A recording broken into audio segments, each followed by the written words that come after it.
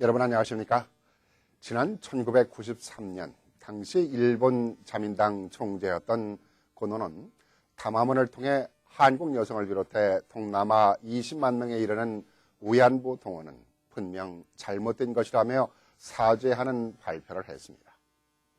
그 후 2년 후인 1995년에는 무라야마 도미이치 일본 총리가 식민지 지배와 침략에 대해서 사죄하는 담화문을 발표를 했습니다. 이것이 고노 담화이고 무라야마 담화입니다. 무라야마 총리의 담화는 개인적인 발언이 아니라 일본 정부와 연립정권 3당 모두가 합의해 만장일치로 만들어 발표한 담화 내용이었습니다. 그런데 일본의 아베 총리는 이러한 담화를 부정하며 계승하지 않겠다며 역사를 부정하고 나섰습니다. 그의 망동을 보면 기가 막힙니다. 일제 전범으로 처형된 14명의 위패를 옮겨놓은 야스쿠니 참배를 계속하면서 또 항공자위대 기지에서 731이 새겨진 조종석에 올라앉아 엄지를 치켜세워 인간 생체시험 전담 731 부대를 연상케 하는 행동으로 2차 대전 침략을 정당화하려는 모습을 보이고 있습니다. 이에 대해서 미 주요 언론들이 독일 총리가 나치 복장한 꼴이라고 비난하고 나섰습니다. 아베 총리의 돌출 행동은 여기서 끝나지 않습니다. 야스쿠니 참배는 미 워싱턴에 있는 알링턴 국립묘지를 찾는 참배와 다를 바가 없을 것이라며 궤변까지 늘어놓고 있습니다. 일본 정치인들의 막장은 아베에서 끝나는 것이 아니라 일본 유실의 공동대표이자 오사카 시장인 하시모토가 망언에 합세하고 나섰습니다. 위안부는 어쩔 수 없는 필요한 제도였다고 하면서 오사카에 주둔하고 있는 미군 사령관에게 일본 매춘업을 많이 이용해 달라고 조언하는 망언 2탄까지 내놓았습니다. 망언은 또 이어집니다. 하시모토와 유신의 공동대표를 맡고 있는 도쿄지사였던 이시하라 망언도 크게 달합니다.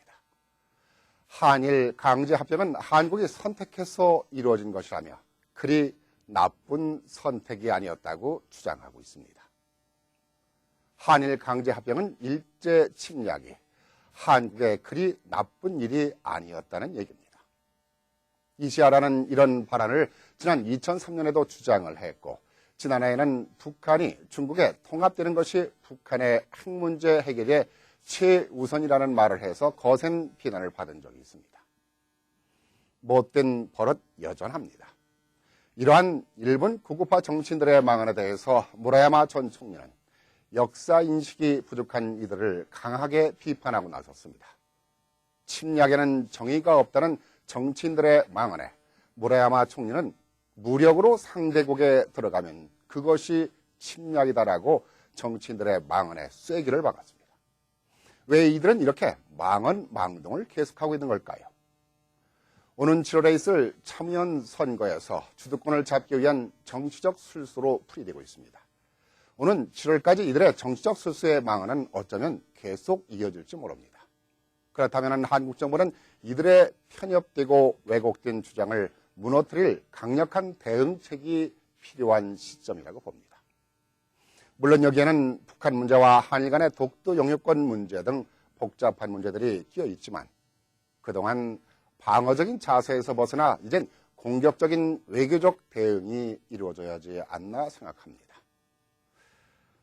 지난번에 말씀드렸듯이 거짓말을 하는 자에겐 염라대왕이 삼도천에서 기다리다가 혀를 뽑는다고 했는데 아베 총리 말고도 하시모토 이시하라 줄줄이 혀 뽑힐 자가 많습니다.